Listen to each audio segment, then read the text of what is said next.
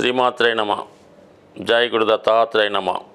ఈ వీడియోలో మనం మీనరాశి వారికి మార్చి 2వ తారీఖు నుంచి 8వ తారీఖు మధ్యలో జరగబోయే వార ఫలాలు పరిశీలించినప్పుడు ఒక విధంగా ఈ రాశి వారికి 2 శుభగ్రహాలు రాశి యందు సంచరించడం, ముఖ్యంగా శుక్రుడు రాశిలో ప్రవేశించి ఉచ్చ స్థితిలో ఉంటూ వక్రగమనం పొందడం వల్ల మీరేదైనా గతంలో ఒక విలువైనటువంటి ఎసెట్ గురించి కానీ, లేదంటే ఏదైనా ఒక వివాహ ప్రయత్నంలో ఈ యొక్క పెళ్లి సంబంధం మీకు బాగా అనుకూలంగా వచ్చి ఏదో కారణం వల్ల ఆగిపోయి ఉన్నా, అలాగే మీరు ఏదైనా ఒక పదవి కోసం ప్రయత్నం చేసి ఆ ప్రయత్నం విఫలమై ఉన్నా తిరిగి దానికోసం ఇప్పుడు ప్రయత్నం చేయడం వల్ల మీకు చాలా వరకు ఆ పని సక్సెస్ అయ్యే అవకాశం ఉంది.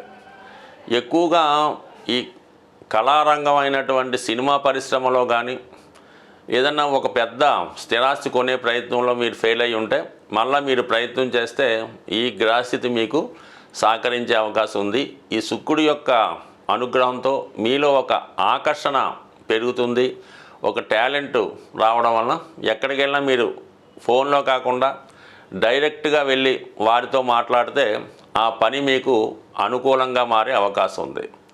ఇక బుధుడు ఈ రాశి వారికి సప్తమ చతుర్థాధిపతిగా రాశి యందు సంచారం చేస్తూ నీచభంగ రాజయోగంలో ఉండడం వల్ల వివాహ విషయంలో భార్యాభర్తల మధ్య ఎటువంటి విభేదాలు ఉన్నా, వివాహం జరిగి కూడా ఏదో విధంగా మనస్పర్ధలతో దూరంగా ఉన్నవాళ్ళు ఈ సమయంలో మీరు వారితో స్వయంగా సంప్రదించి మాట్లాడడం వల్ల చాలా వరకు ఆ సమస్య పరిష్కారం అయ్యే అవకాశం ఉంది. అంటే ముఖ్యంగా ఈ గ్రహస్థితి మీకు ఎలా ఉందంటే, భార్యాభర్తల మధ్య కానీ స్నేహితుల మధ్య కానీ మీరు ఏదైనా వ్యాపారం చేస్తుంటే పార్ట్నర్స్ మధ్య ఏదైనా విభేదాలు ఉంటే అవి ఇంకా ఎక్కువ అవ్వటానికి కొంతమంది ప్రయత్నం చేయడం జరుగుతూ ఉంటుంది మీ విషయంలో.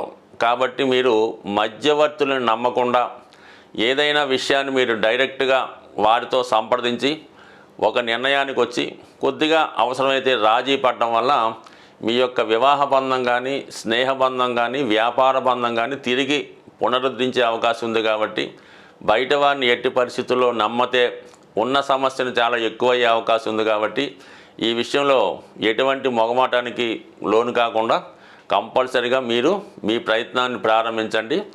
దూరమైన వారిని మీరు తిరిగి మళ్ళీ కలుసుకోవడం జరుగుతూ ఉంటుంది. అయితే వ్యయ స్థానంలో రవి శని సంచారం వల్ల మీరు ప్రభుత్వానికి చెల్లించవలసినటువంటి పన్నులు, ట్యాక్సులు వగైరా చెల్లించవలసి ఉంటుంది.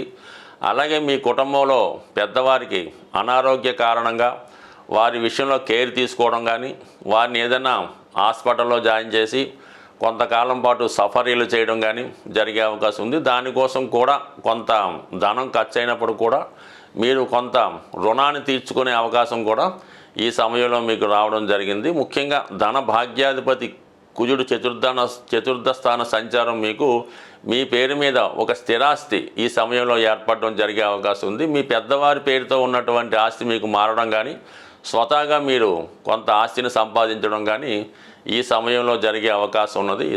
ఈ వారం ఈ గ్రహస్థితి పరిశీలించినప్పుడు ప్రతి ఒక్కరికి కూడా ధనం యొక్క అవసరం చాలా ఎక్కువ ఉండడం జరుగుతూ ఉంటుంది. అంటే శుక్రుడు ఈ ఆదివారంలో వక్రించి ఉండడం వల్ల ఇంచుమించుగా కొన్ని రోజుల పాటు వక్రిస్తాడు. అలాగే మిగతా గ్రహాలతో కలియడం వల్ల మనీ ఎక్స్పెండిచరు ప్రతి ఒక్కరికి చాలా ఎక్కువ అవడం జరుగుతూ ఉంటుంది.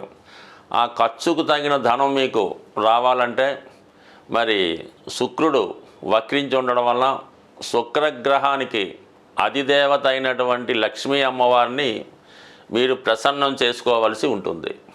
ఆ విధంగా ప్రసన్నం చేసుకోవడానికి సింపుల్ పరిహారం ఏంటంటే, మీకు మీ గృహంలో అవకాశం ఉంటే లక్ష్మీ అమ్మవారి ఫోటోని ఎరుపు రంగు పూలతో అలంకరించవలసి ఉంటుంది. అలాగే అమ్మవారికి దానిమ్మ పండు, అంటే ఎప్పుడు కూడా ఒకే ఒక పండు నైవేద్యంగా కాకుండా కనీసం ఒక 4 లేదంటే ఒక 6 దానిమ్మ పళ్ళు నైవేద్యంగా పెట్టి అమ్మవారికి విధి విధానంగా కనకదార స్తోత్రమో, లక్ష్మీ స్తోత్రమో పారాయణ చేస్తూ ఆ ప్రసాదాన్ని 6 ముత్తైదువులకి పంచడం వల్ల లక్ష్మీ అనుగ్రహం కలిగే అవకాశం ఉన్నది. దీనితో పాటుగా మరి ఇంట్లో అవకాశం లేనివారు ఏదైనా అమ్మవారి దేవాలయంలో అమ్మవారికి ఈ దానిమ్మ పళ్ళు నైవేద్యంగా సమర్పించడం వల్ల కూడా మీ యొక్క ఆర్థికపరమైనటువంటి సమస్య నుంచి బయటపడే అవకాశం ఉంది. చాలా వరకు ఈ మనీ రొటేషన్ పెరగాలన్నా చాలా వరకు శుక్రవారం రోజు ఏ విధంగా కూడా ఆర్థికపరమైనటువంటి లావాదేవీలు చేయకుండా ఉండడం మంచిది. ముఖ్యంగా ఎంత అవసరమైనా సరే శుక్రవారం రోజు ఈ బంగారాన్ని తాకట్టు పెట్టడం కానీ లేదంటే ధనాన్ని ఎవరికైనా అప్పుగా ఇవ్వడం కానీ ఖర్చు పెట్టడం కానీ చేయకుండా ఆ ఒక్కరోజు నియమంగా పాటించవలసి ఉంటుంది. అలాగని ఫోన్పేలు గూగుల్ పేలు వాడకుండా అంటే మీకు ఎంతైతే బ్యాలెన్స్ గురువారం నైట్ ఉంటుందో అదే బ్యాలెన్సు శనివారం ఉదయం దాకా మెయింటైన్ చేయగలిగితే కంపల్సరిగా కొద్ది వారాల్లోనే మీ యొక్క ఆర్థికపరమైనటువంటి సమస్య పరిష్కారం అవుతుంది. ఈ చిన్న ప్రయత్నం చెప్పడానికి సులువు కానీ చేయడానికి కష్టంగా ఉంటుంది. ఒక్కసారి ఒక 6 వారాలు ప్రయత్నించేయండి. మీలోనే మీకు తెలియకుండా ఒక గొప్ప ధనపరమైన అవకాశాలు రావడం జరుగుతుంది. అలాగే వేరొక పరమైన సమస్య కూడా చాలా వరకు ఈ ధనం గురించి ఈ ధనం నిల్వ గురించి రావడం జరుగుతూ ఉంటుంది. ఎక్కువగా ఈ ఆంజనేయ స్వామి వారికి మంగళవారం రోజు సింధూరంతో పూజించవలసి ఉంటుంది.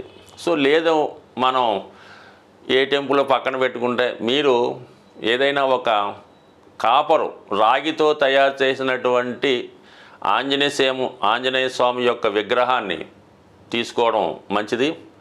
లేదంటే ఒక కాయిన్ మీద హనుమాను బొమ్మ ఉన్నవి మార్కెట్లో దొరుకుతుంటాయి. అదైనా మీరు ఒక రాగి పళ్ళెంలో ఆ ఆంజనేయ స్వామి రాగి విగ్రహాన్ని ఉంచి సింధూరంతో ఆంజనేయ స్వామిని మీరు పూజించవచ్చు. ఆ 108 నామాలతో చక్కగా మీరే పూజించి మొత్తం సింధూరం అంతా కూడా స్వామి మీద మూయబడి ఉండాలన్నమాట. అంటే పూర్తిగా సింధూరంలో స్వామివారి యొక్క విగ్రహం మునిగిపోవలసి ఉంటుంది. అప్పుడు మీరు దాన్ని ఎవరు టచ్ చేయని ప్రదేశంలో పెట్టి ఏదైనా బయటికి వెళ్ళినప్పుడు మాత్రం ఆ సింధూరాన్ని మీరు తిలకంగా ధరించి వెళ్ళవలసి ఉంటుంది. దానివల్ల కూడా మీకు నిత్యం మీ గృహంలో ధైర్యంతో కూడినటువంటి సంపద వచ్చే అవకాశం ఉంటుంది. అలాగే ఇదే రెమెడీ మీరు మన విఘ్నేశ్వరుడు కూడా బ్రహ్మాండంగా చేయొచ్చు. విఘ్నేశ్వరుడిని కూడా సింధూరంతో అష్టోత్తరంతో పూజ చేయడం వల్ల కూడా మీకు కేవలం ఈ రెమెడీ పనిచేసే అవకాశం ఉంది. దీంట్లో ఎక్కువగా ఉపయోగించవలసింది స్వచ్ఛమైనటువంటి సింధూరం, కల్తీ లేని సింధూరం. అలాగే కాపర్ ప్లేట్లో కాపర్తో చేసినటువంటి ఆంజనేయ స్వామి విగ్రహం కానీ లేదంటే విఘ్నేశ్వరుడు యొక్క విగ్రహం కానీ ఉండవలసి ఉంటుంది. ఈ రెమెడీ చాలామంది ఆచరించి విజయం సాధించడం జరిగింది. కాబట్టి ఏదైనా ఒక రెమెడీ మీరు చేస్తున్నప్పుడు దాని మీద అనేక సందేహాలు రాకుండా మీరు చేస్తున్నటువంటి రెమెడీ ఇతరులకి చెప్పకుండా చేయడం వల్ల దాని ఫలితం చాలా ఎక్కువగా వచ్చే అవకాశం ఉంటుంది. కాబట్టి ఒకసారి ప్రయత్నం చేయడం వల్ల ఆటోమేటిక్గా మీ యొక్క ఆర్థిక సమస్యలు బయటపడతాయి. దానికన్నా ముందు ఆర్థిక సమస్యను ఎదుర్కొనే ధైర్యం రావడం జరుగుతూ ఉంటుంది. అందుకే ధైర్య సాహసే లక్ష్మి అన్నారు. కాబట్టి మరి ధైర్యంతో ఏ పని చేసినా మీకు ఆ కార్యం సిద్ధిస్తుంది. స్వస్తి.